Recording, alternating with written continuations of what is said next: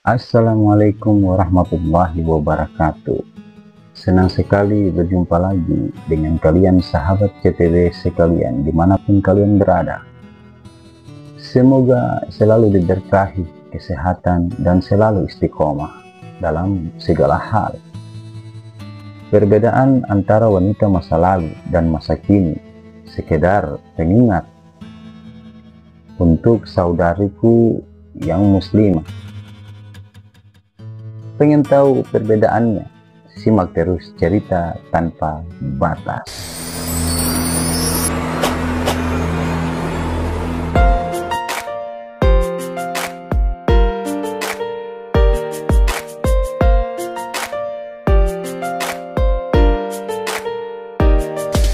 Wahai para kaum hawa dimanapun Anda berada, janganlah kalian tertipu oleh dunia ini. Ingatlah, kecantikan sejati bukanlah pada wajah, tapi pada akhlakmu. Kehormatan bukan pada harta, tapi pada ketaatanmu kepada Allah Subhanahu wa Ta'ala. Jagalah auratmu, jagalah hatimu, jagalah sholatmu sebelum semuanya terlambat. Aku ingin bercerita sedikit, dan ini sebagai pengingat untuk para kaum hawa dimanapun Anda berada.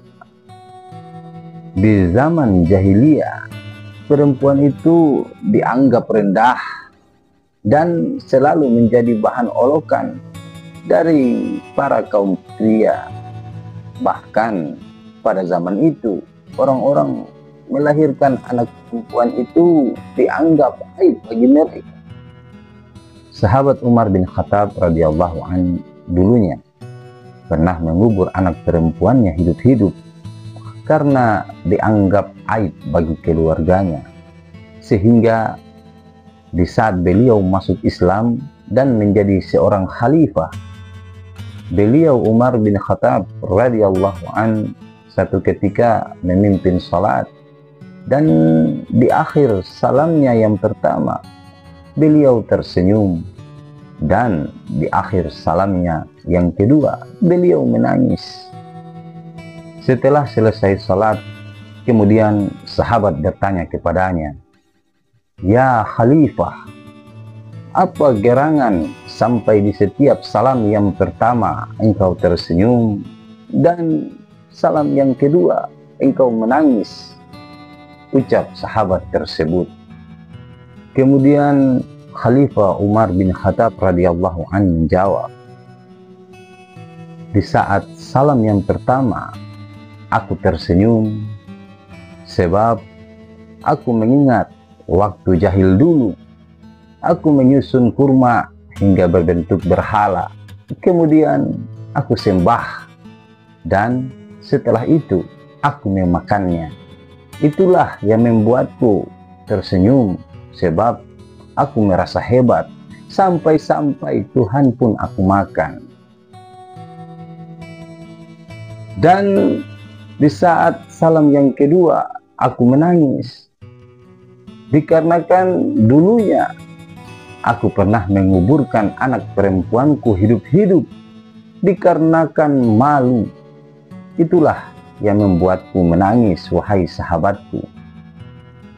Dari kisah Sayyidina Umar radhiyallahu an, kita bisa mengambil pelajaran bahwa dulunya sebelum Nabi Muhammad SAW diutus, perempuan di masa itu tidaklah ada harganya.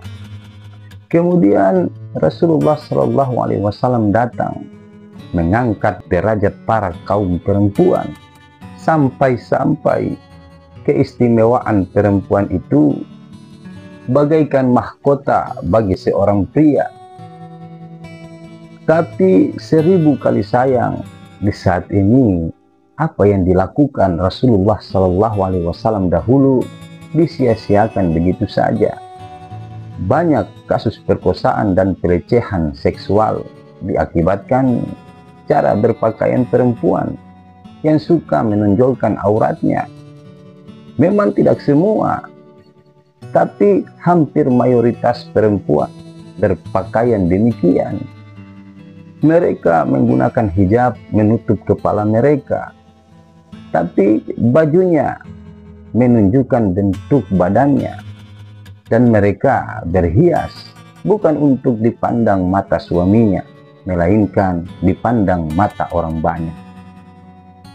Ingat, Rasulullah SAW pernah berkata bahwa kebanyakan penghuni neraka itu adalah perempuan. Jadi sadarlah wahai saudariku, Rasulullah SAW berjuang mengangkat derajat kalian. Lantas, mengapa kalian merusaknya dengan segampang itu? Apa yang akan kalian katakan di saat berjumpa dengan Rasulullah SAW di mahsyar nanti? Sadarlah sebelum semuanya terlambat. Jikalau kalian memang benar-benar mencintai Rasulullah SAW, buktikan pada beliau bahwa apa yang beliau lakukan dahulu itu tidaklah sia-sia. Gak ada yang hilang bila kalian berpakaian secara tertutup. Sebab kecantikan itu bukan dilihat daripada fisik saja. Karena cantiknya wajah akan pudar di mana kita tua nanti. Kecantikan sejati bukanlah pada wajah, tapi pada akhlak, kehormatan, dan iman kepada Allah Subhanahu wa Ta'ala. Rasulullah SAW pernah berkata, seandainya diberi izin oleh Allah Subhanahu wa Ta'ala untuk menyembah selain Dia, maka sesungguhnya Rasulullah SAW akan memerintahkan seorang istri sujud kepada suaminya. Tapi apa yang terjadi saat ini sudah jauh berbeda. Mengapa demikian? Hal ini dikarenakan segala sesuatu yang terjadi di dunia ini tidak terlepas daripada materi atau harta semata.